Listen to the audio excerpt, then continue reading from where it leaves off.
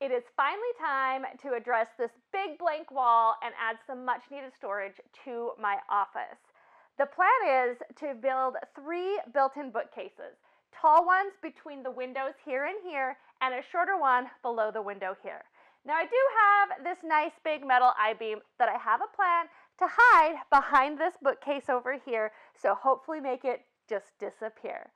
So let me show you exactly how I'm going to do this to add all of the storage that I could dream of in this space. I partnered with Kreg Tools to build these storage cabinets. They make building cabinets easy with their guides and jigs. To start, I used the rip cut to rip down my plywood into 4 strips for the sides, tops, and bottoms of the bookcases. I like to place my plywood on a piece of rigid foam insulation when breaking it down. I used the rigid foam on my work table, but you can also easily cut the plywood on the foam on the floor. Then I used my miter saw to cross-cut the pieces to length. For each cabinet, I cut 2 sides, a top and bottom, and for the taller bookcases, I also cut a stationary shelf. I am using pocket holes to build a sturdy bookcase frame, so I used my Kreg 720 Pro jig to drill pocket holes in the ends of the top and bottom and shelf boards for both the tall bookcases. To assemble, I attached the bottom board to one side so it was up from the bottom to allow for baseboards.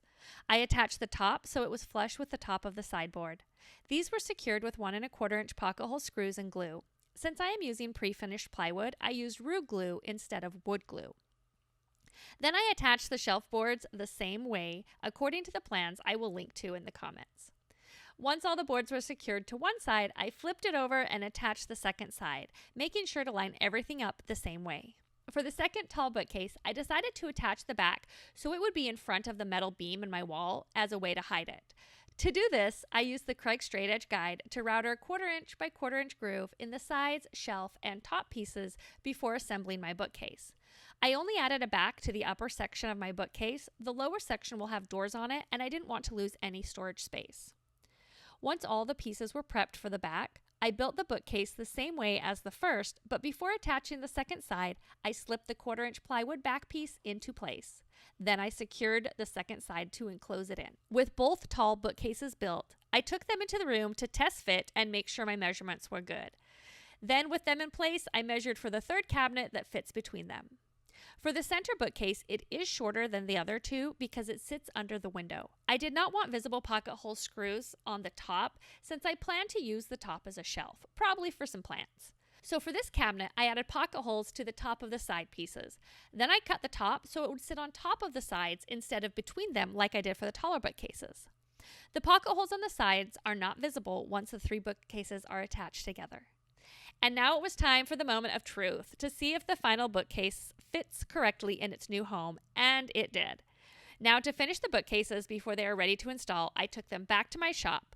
For the tall bookcases, I added a support between the shelf to allow me to attach them to the wall. Then I used a trim router to router a groove for the plywood back to sit in the upper part. Again, I did not add a back to the lower section because for this bookcase, I'm adding drawers to the bottom. To finish off the front of the plywood, I'm adding a face frame to the cabinet boxes. I cut 1 by 2 boards on my miter saw. Each horizontal piece of the face frame, known as the rails, gets 2 pocket holes on each end. To assemble the face frame, I attached the rails between the vertical stiles so they were flush on the top of the cabinet, on the top of the shelves, and on the top of the bottom board. I love the Kreg project clamp when building face frames because it keeps the boards flush while securing them with the 1 1/4 inch screws. For the face frame on the cabinet with drawers, I also added additional rails to separate where the drawers will go. To attach the face frames to the bookcases, I used wood glue and brad nails. I took extra care to line the face frame up so it was flush to the sides and the tops of the shelves. We moved the cabinets back into the office without the backs attached because they were much easier to move that way. Then I attached the backs. I used 5/8 inch brad nails and tacked them into place inside the groove. And it was time to finally move them into their permanent home. With just a little wiggling and squeezing, they were in place. Before attaching the bookcases to the wall, I first needed to attach them to each other. I used Kreg's newest cabinet jig, their face frame clamps, to make it easy. The clamps have a 3-way clamping to pull the face frames tight together and flush them up on the front. Then you can use the guide on the side to pre-drill the holes for the screws to prevent splitting, then secure with a 2.5 inch screw. I attached the bookcases together at 3 points, the top of the middle bookcase, just under the stationary shelf, and right above the bottom.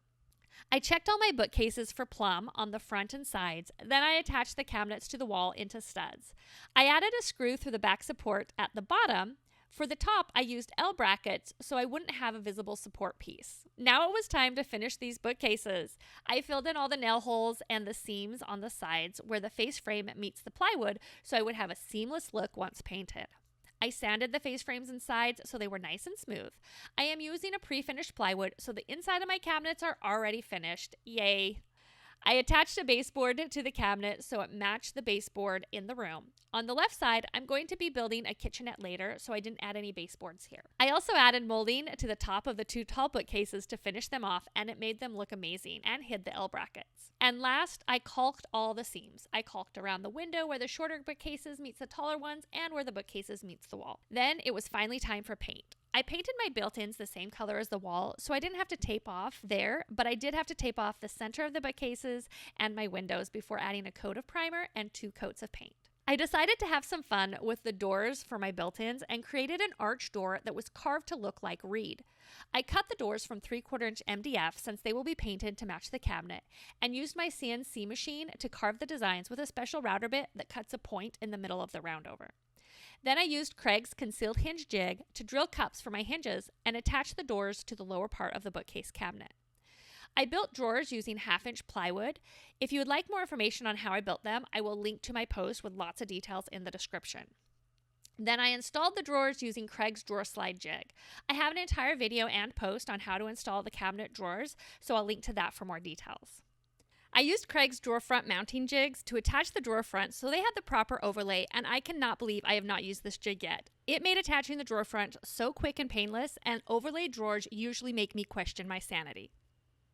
And finally, the Kreg shelf pin jig was used to add holes for my adjustable shelves in my new storage bookcases.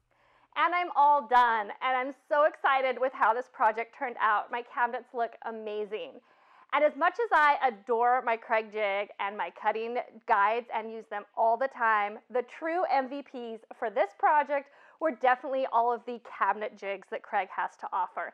They made installing the cabinet doors, the drawers, the drawer fronts so much easier, and I just love the way they turned out.